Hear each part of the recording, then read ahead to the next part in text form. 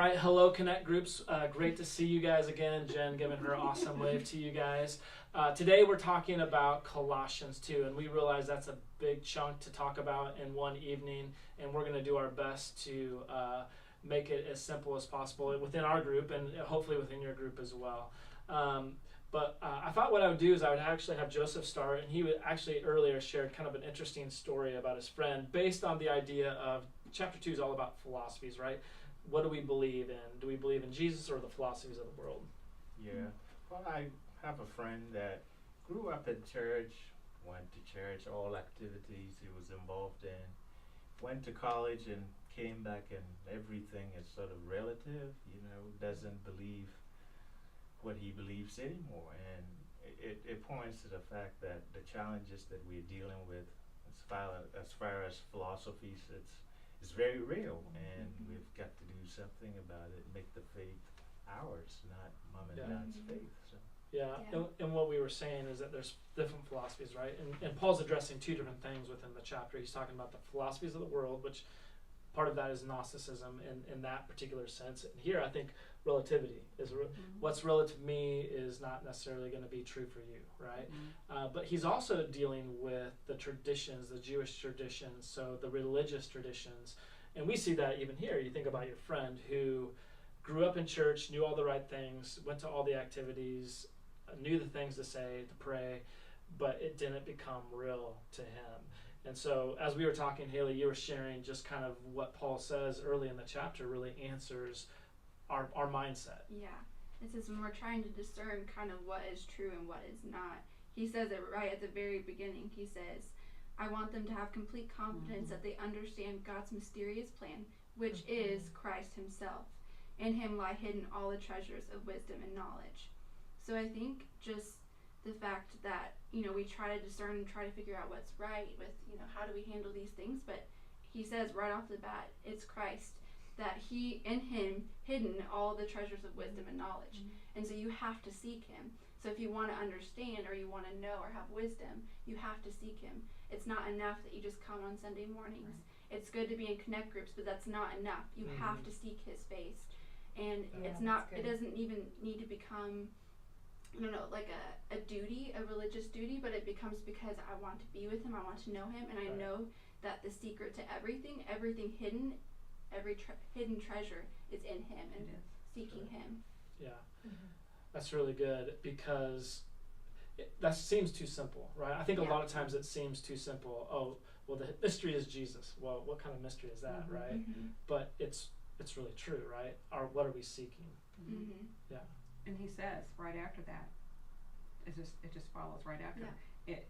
All wisdom is in him, and then so if you continue in that way, and continue knowing that, you let your roots go down deep, and it's so important not to stop. I'm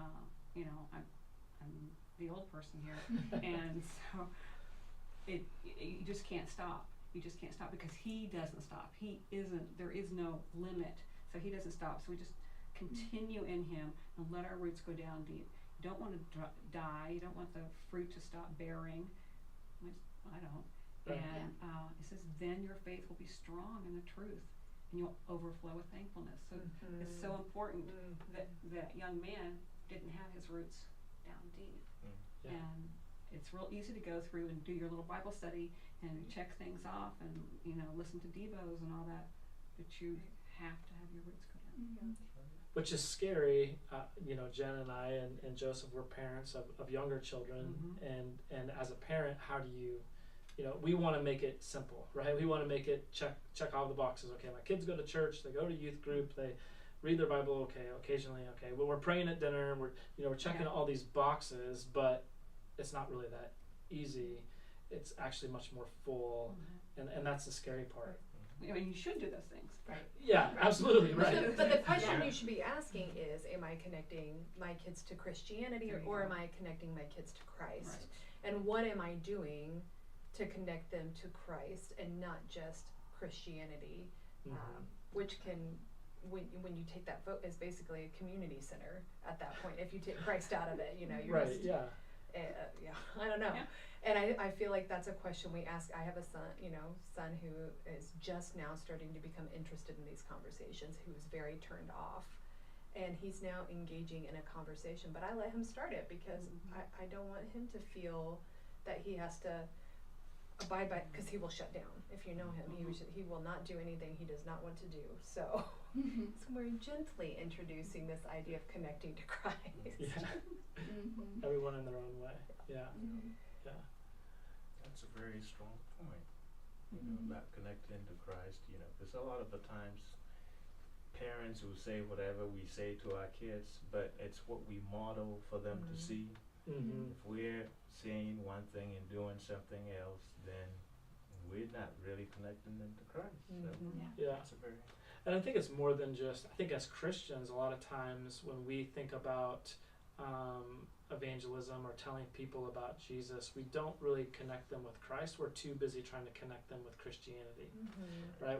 We're bringing them to church, which is a great thing, right? We're telling them about a program rather than what does it look like for me to connect this person with Christ, which I think is so important because he's talking in this chapter about battling against the idea of the things you can eat, the things you can drink, you can or can't do.